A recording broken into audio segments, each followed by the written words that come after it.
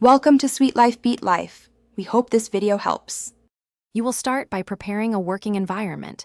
Install Vscode and Git commands like git version succeed. Once done, make sure you have an Azure DevOps organization and a project with a repo available. This is where you will push code. Next, install the Azure repos extension in Vscode to expose Azure DevOps features.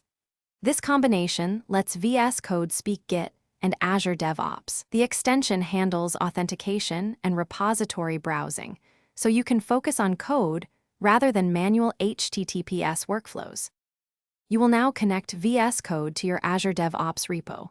From the Accounts menu, sign in to Azure DevOps. Vscode may open a browser flow.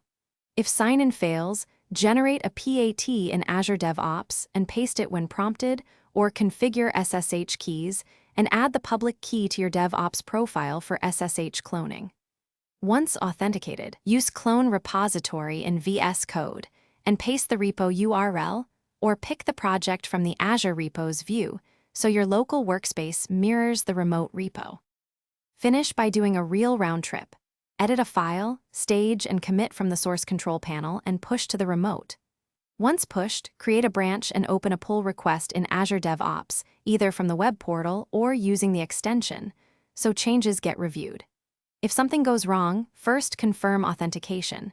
Recreate a PAT with correct scopes, verify SSH keys are uploaded, and clear any cached credentials. Make sure remote URLs use the protocol matching your auth method before retrying.